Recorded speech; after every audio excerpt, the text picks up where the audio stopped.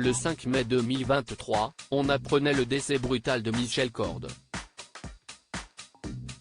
L'interprète de Roland Marcy dans le feuilleton Plus belle la vie a été retrouvé à son domicile de Grabel, dans l'Hérault, où il résidait depuis de nombreuses années. Alors qu'aucune trace de coups, de violence ou d'effraction n'a été constatée par les enquêteurs, il a été établi que Michel Corde s'est donné la mort par arme à feu. D'autant plus qu'il a laissé 3 lettres derrière lui avant de commettre l'irréparable. Une lettre pour sa famille, une pour les gendarmes et même une lettre à l'attention de l'administration fiscale, a rapporté le témoin qui a découvert le corps sans vie du septuagénaire. Michel Corde @Dr Michel Corde lâché par les acteurs de la série. Alors, qu'est-ce qui a bien pu motiver le geste désespéré de Michel Corde, que ses voisins ont décrit comme un homme sympa, ouvert, toujours prêt à discuter, d'une grande simplicité, d'un abord facile, auprès du Parisien? Serait-ce l'arrêt de la série en novembre dernier, après 18 années à l'antenne de France 3, qui l'a fait se mettre à broyer du noir? Car il faut croire que cette jovialité apparente n'était que de façade. Un autre habitant du village a révélé que le comédien à la retraite n'avait en réalité pas le moral et recevait peu de visites. On s'attendait à voir de temps en temps des acteurs de Plus belle la vie débarquer dans notre rue, mais finalement, non.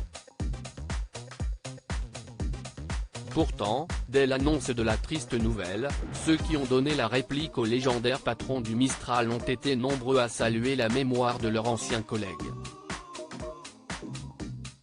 Fabienne Cara a été la première à réagir, rapidement imitée par Laurent Kérusoré et Laetitia Milo, qui s'est exprimée plus tardivement. Seulement, ils n'ont pas pu accompagner celui qui était devenu un ami vers sa dernière demeure. En effet, comme l'a révélé le Midi Libre, les proches de Michel Corde ont souhaité que ses funérailles, retardées en raison d'une autopsie réalisée sur le corps du défunt, se déroulent dans la plus stricte intimité familiale.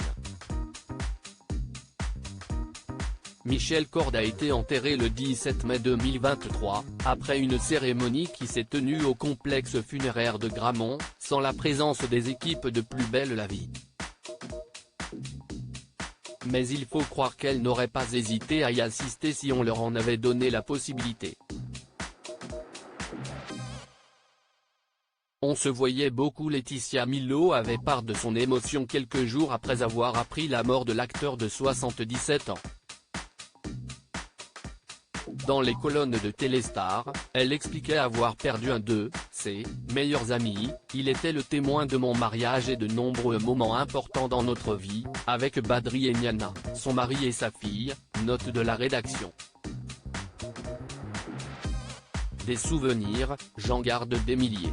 Dans la vie, c'était quelqu'un d'exceptionnel, riche intellectuellement. Ce jeudi 27 juillet 2023, celle qui incarnait Mélanie Rinato a de nouveau évoqué le disparu, indiquant qu'elle aurait voulu tourner une dernière fois avec lui lors des ultimes épisodes de Plus belle la vie. Elle a ensuite tenu à rétablir la vérité concernant une rumeur qui a vu le jour dans la presse. Laetitia Milo a ainsi affirmé que les acteurs du feuilleton de France 3 n'avaient jamais tourné le dos à Michel Corde. Michel était mon témoin de mariage. On se voyait beaucoup.